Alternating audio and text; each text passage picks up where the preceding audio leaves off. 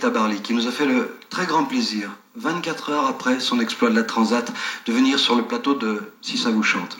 Éric, les Champs-Élysées, c'était quoi? C'était nouveau? Oui, c'était certainement une expérience très nouvelle. Tu avais déjà assisté à un carnaval quelconque? Non, mais là, je me sentais pas très à l'aise. Tu en étais l'objet cette fois en plus.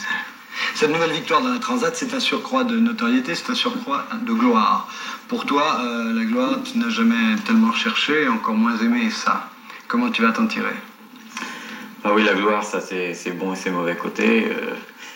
Les mauvais côtés pour moi, c'est comme j'aime bien passer plutôt un peu inaperçu. Ça va être encore c'est pas tout à fait la bonne façon. Mais d'un autre côté, ça me permet d'avoir une vie très libre, de faire des tas de choses que j'aime et que je ne pourrais pas faire autrement. Ça a quand même des tas d'avantages. C'est un grand pas vers la liberté. Oui. Oui. Et j'ai l'impression quand même, et je crois qu'on a tous, tes amis, ont tous l'impression que tu t'en tires mieux cette fois. Que tu as comme franchi un cap, que cette notoriété t'est moins pesante, que tout d'un coup tu l'acceptes mieux. C'est vrai? Oh, je l'ai toujours accepté avec plus ou moins de philosophie. Non, je crois pas que j'ai changé. C'est peut-être l'extérieur, c'est peut-être nous qui avons mieux accepté, qui acceptons mieux Tabarly maintenant. Je sais pas. Peut-être.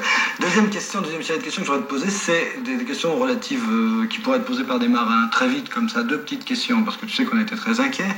Bon, d'abord l'information d'Halifax, elle était fausse. Oui, complètement fausse, oui. Elle était fausse. Oui. Bon, et puis deuxième question qui en découle, quelle route as-tu pris finalement? T'as commencé par la route du Nord? Oui, je suis resté au fond sur une route nord.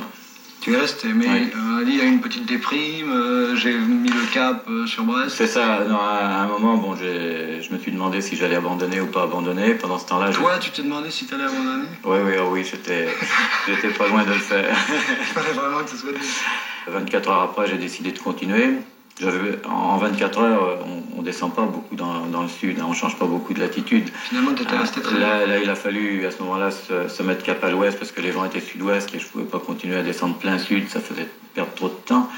Hein, et les vents restant comme ça 3 jours de rang, finalement j'ai fait de l'ouest et après ça devenait trop tard même pour pouvoir choisir et rejoindre la route du sud. Tu as fait au mieux. Donc malgré moi, j'ai été obligé de continuer sur la route du nord.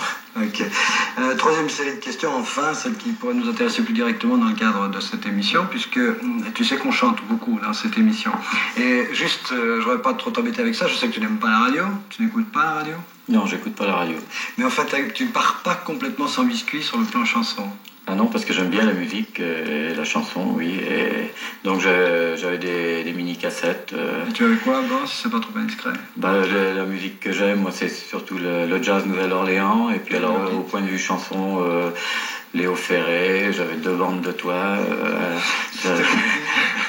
J'avais Edith Piaf, Félix Leclerc, François Hardy.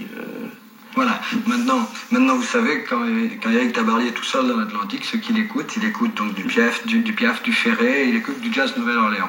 Alors je crois que je découvre, après 2 émissions de Si ça vous chante, beaucoup d'admirateurs d'Edith Piaf. Alors je crois qu'un jour on se regroupera tous ensemble et on fera une super émission sur Edith Piaf, t'es d'accord? Ah, tout à fait. Merci encore d'être venu jusqu'à nous, Éric.